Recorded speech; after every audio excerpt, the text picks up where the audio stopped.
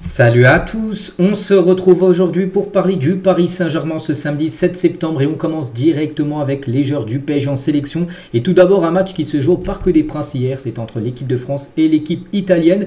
Un match de Ligue des Nations et un match où l'équipe de France s'est inclinée 3-1 contre une très belle équipe italienne. A noter, il y avait pas mal de Parisiens, donc côté équipe de France il y en avait pas mal, 4 et côté italien 1. Donnarumma bien sûr qui a fait plutôt un bon match malgré qu'il a pris un but au bout de 13 secondes de jeu par un joueur du PSG, Bradley Barcola, un départ canon bien sûr de Barcola.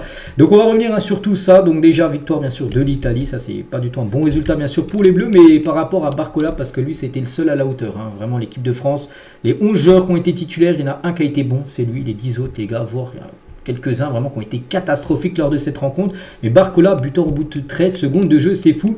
Donc il inscrit tout simplement le but le plus rapide de l'histoire de l'équipe de France. Et son premier but en plus en équipe de France. Félicitations bien sûr à Bradley Barcola. Et certainement son but le plus rapide dans sa carrière professionnelle.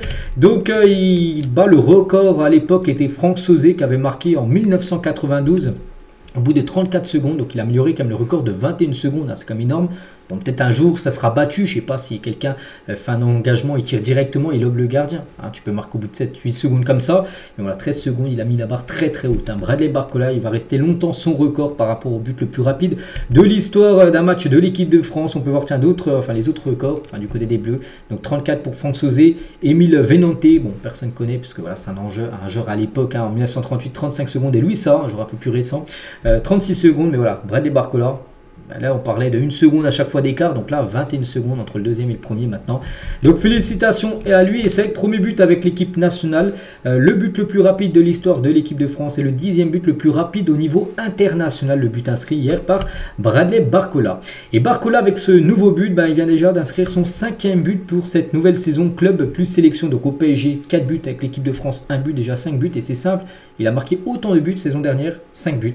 Ouais, mais la saison dernière, ça a commencé du mois d'août jusqu'au mois de juin. Si on prend en compte bien sûr l'Euro qu'il a disputé. Donc là, il est déjà à 5 buts alors qu'on n'est même pas. On est seulement début septembre. Alors que ça fait un mois seulement que la compétition a pris. Donc on pense qu'il va encore marquer, surtout s'il garde ce rendement qu'il a actuellement de marquer quasiment à chaque match. Parce que oui, il marque à chaque match. Les 4 matchs officiels qu'il a joué, à chaque fois buteur. Contre le Havre, souvenez-vous, premier match. Il a été buteur lors de la victoire 4-1. Montpellier, il a été également buteur, même double buteur.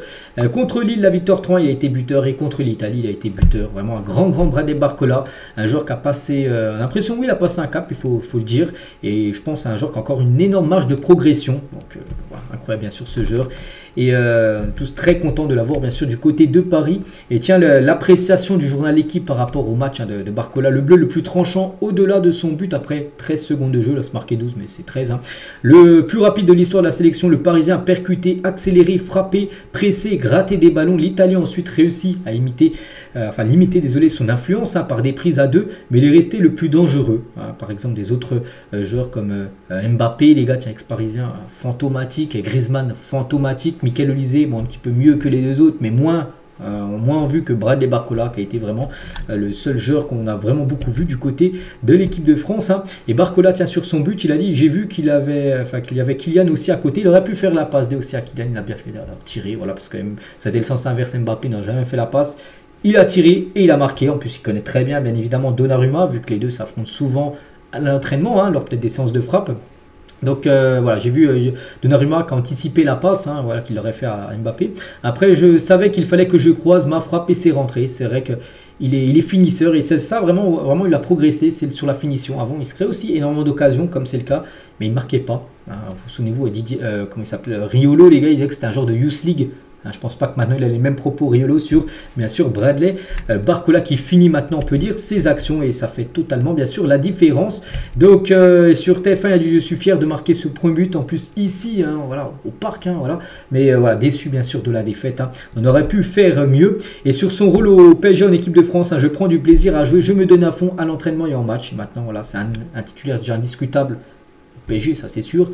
Et en équipe de France, on espère, parce que Deschamps, lui, c'est un flop total. Deschamps, il faut changer d'entraîneur. Mais on espère que maintenant Deschamps le mette titulaire, parce que voilà, Deschamps, il est capable de mettre sur le banc lors du prochain match contre la Belgique. Parce que des fois, Deschamps, il fait des choix incompréhensibles. Donc voilà, félicitations à Barcola, le meilleur joueur à côté français. À noter aussi Donnarumma, gros match. Hein. Déjà, Donnarumma, par rapport au but, au bout de 13 secondes de jeu qu'il a pris, il a dit ce que j'ai dit à l'arbitre, parce qu'il est directement voir l'arbitre quand il a pris le but. Il a dit hein, donc d'attendre que je sois prêt car je n'avais pas encore mis mes gants. Ouais, mais bon, voilà, l'arbitre siffle le match, voilà, c'est parti. Hein, voilà, le but ne va pas t'enlever parce que, enfin, on va pas revenir au coup d'envoi du match parce que tu n'as pas mis tes gants. Voilà, ça c'est une petite faute aussi de Donnarumma. Il doit mettre ses gants, il doit être prêt bien sûr dès les premières secondes de la partie. Mais il a dit après on a fait un grand match. Hein. J'ai retrouvé une Italie unie ce soir. C'est vrai hein, que l'Italie a été bien meilleure que l'équipe de France. Hein. Donc tout le monde est habitué à jouer avec ce système. On a compris nos erreurs. Nous avons été exceptionnels défensivement. Je me sentais tranquille. Hein. C'est vrai que l'équipe de France n'a pas eu énormément d'occasions. J'ai retrouvé le sourire. Donc voilà, tant mieux pour Donnarumma. Qui est une belle photo de Donnarumma avec Ousmane Dembélé qui a commencé remplaçant. Il est rentré en cours de jeu. Riolo qui a sur Dembélé, donc lui a dit ça devient plus possible, hein. C'est une incompréhension ce joueur, c'est vrai que des fois il fait des bons matchs, et hier, hein, bon un match compliqué on peut dire, hein, voilà d'Ousmane Dembélé, mais voilà, regardez sinon les notes, hein, pour vous dire vraiment que Barcola, parce qu'on en revient au joueur du PSG qui a commencé titulaire, le seul la moyenne, un 6, sinon les gars la plupart, quelques-uns ont 4, Olysée et Mike Mignon, puis après vraiment on touche le fond avec du Mbappé qui est en sageur 3 les gars, c'est fantomatique, et pas mal de joueurs aussi qui ont eu 2, hein, c'est une catastrophe actuellement, et à noter aussi que ce match de l'équipe de France au Parc des Princes, dans le stade du PSG, c'est la première défaite de l'histoire de l'équipe de France au Parc des Princes, jamais la France avait perdu, parce que souvent la France joue au Stade de France, mais là vu qu'il y a les Jeux Paralympiques, donc ça s'est joué au Parc, et c'est la première défaite de l'histoire des Bleus, les Bleus sifflés, tiens, par les supporters, et il va y avoir pas mal de supporters du PSG, vu que c'était au Parc des Princes, donc ça a été sifflé, cette équipe de France par rapport à ce match honteux, on peut dire. Donc prochain match pour la France, ce sera France-Belgique lundi soir. Et pour l'Italie, ils joueront contre Israël, qui est aussi dans la poule. Enfin, la poule. Bref, on continue. On va parler aussi de l'équipe de France Espoir qui jouait contre la Slovénie. Score final 1 partout. Et notre Parisien Désiré Doué, donc buteur, hein, c'est lui, il perd 1-0. Ils ont égalisé grâce à Désiré Doué. Ça fait plaisir. Donc les Espoirs affronteront la Bosnie mardi prochain, toujours en qualification. On ne sait pas s'il sera là ou non, Désiré Doué. Pourquoi? Parce qu'il s'est blessé. Voilà, il est sorti sur blessure. Il a été buteur, mais il est sorti. Donc il a dit, hein, donc c'est pas très important, bon si, hein, la cheville a un peu tourné, mais ça va aller. Quand il dit c'est pas très important, si c'est important, parce que si tu reviens à Paris blessé, c'est pas une bonne nouvelle. Mais le Parisien est sorti avec un gros strap au niveau de la cheville. Regardez hein, sa cheville, quand il a été interviewé, il dit ça va aller, mais on peut voir voilà, qu'il y a un bandage hein, pour mettre du frais, parce qu'il a reçu un coup en gros, et pour l'instant on ne sait pas s'il jouera contre la Bosnie, on ne sait pas non plus s'il sera présent pour le prochain match contre Brest, hein, avec le Paris Saint-Germain samedi prochain, on espère qu'il soit là.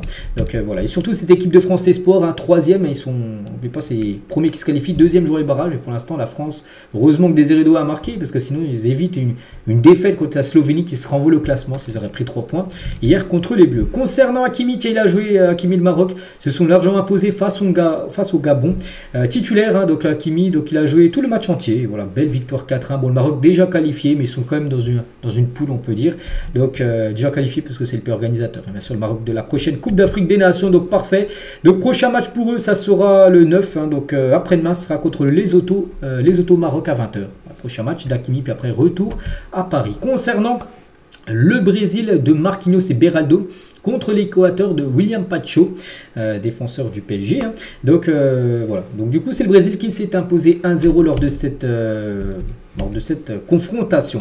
On va parler de Vitinha et forfait pour le prochain match du Portugal. Je l'avais dit hier hein, que certainement il va être forfait tout ça, et être mis sur le banc, et oui les gars, donc du coup s'il est forfait, il devrait revenir directement à Paris, tout simplement Vitinha. On verra s'il sera dispo ou non, parce que je vois qu'il est sorti sur blessure lors du dernier match du Portugal contre la Croatie avant-hier.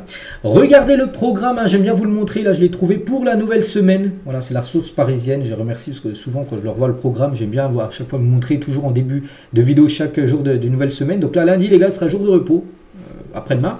Donc ça reprend l'entraînement mardi à 17h avec peut-être le retour de certains internationaux. Mercredi, entraînement à 17h avec le retour de tous les internationaux, vu que les derniers joueront mardi soir. Il y a un entraînement aussi jeudi, vendredi avec la conférence de presse à 13h, vendredi 13 septembre. Et samedi les gars, match, hein, le PSG contre Brest, ça sera samedi soir à 21h. Et dimanche les gars, ça sera entraînement 11h30. N'oubliez pas que 2 ou 3 jours après, il y a la réception de Girona. Je ne sais plus si c'est mardi, mercredi ou jeudi, parce que ça sera aussi jeudi, un match de Ligue il y aura des matchs de Ligue des Champions jeudi. Mais voilà, je vous montrerai le programme, hein, on va dire demain. Mais voici concernant les prochaines rencontres. Concernant la Coupe du Monde des clubs, voici toutes les équipes européennes qualifiées. Donc il y aura 12 équipes européennes. Et bien évidemment, si je montre cette image-là, c'est que le PSG est dedans, le seul club français engagé. La première fois le PSG jouera cette compétition. Donc il y a des belles équipes. Hein. Donc il y a les derniers vainqueurs de la Ligue des Champions, le Real Manchester City et Chelsea. On prend en compte les derniers vainqueurs. Et on prend en compte après voilà, d'autres clubs, des clubs portugais. Il y en a deux, hein, Benfica, Porto. Il y a deux clubs allemands, le Bayern et Dortmund. Donc Salzbourg aussi hein, qui sera présent. Donc voilà, ça sera pendant un mois, je crois que ça commence le 13 ou 15 juin. Bon, on sera dans ces deux-là. Et ça durera un mois, bien sûr. C'est Coupe du Monde des clubs qui aura lieu aux États-Unis. Cyril Hanouna sur l'idée d'être président du PSG. Il a dit: est-ce que je serai un meilleur président que Nasser? Il a dit: ah non, franchement non. Il n'y aura jamais un meilleur président que lui. Sans lui, on serait très mal. Voilà, parce que c'est un fan de football. Cyril Hanouna, puis il est souvent au parc hein, voilà, pour les matchs du PSG. Des fois, on peut le voir dans les loges. Bref, donc, il ne sera jamais président du PSG, mais est-ce qu'il serait meilleur que Nasser? Il a dit non. Nasser, c'est Nasser. Il est très bien, bien sûr, à son poste. Et officiel, tiens, par rapport à Nasser, au PSG, tout ça. Donc, le PSG est en règle concernant le fair play financier, annonce l'UEFA. Aucune sanction. Voilà, tout est OK. Il n'y a pas de sanctions, voilà, exclusion de Coupe d'Europe. Non, le PSG est totalement dans les clous, on va dire, par rapport au fair play financier. Et on finit tiens, avec Désiré Doué, on revient sur lui. Et son transfert au PSG, il a dit: je suis un joueur qui se focalise uniquement sur le football. Pour ma part, le prix du transfert n'est pas quelque chose sur laquelle je m'attarde. 60 millions d'euros a été transféré. J'ai su m'intégrer parfaitement au PSG, c'est vrai. Et maintenant, on espère que ça sera une grande réussite, hein, bien sûr, pour ce tout jeune joueur qui vient de signer à Paris et qui a dit non quand même au Bayern Munich. Donc voilà les gars ce qu'il y a à dire aujourd'hui. J'espère que ça vous a plu. On se retrouve demain, bien sûr, demain dimanche pour le prochain numéro. À demain.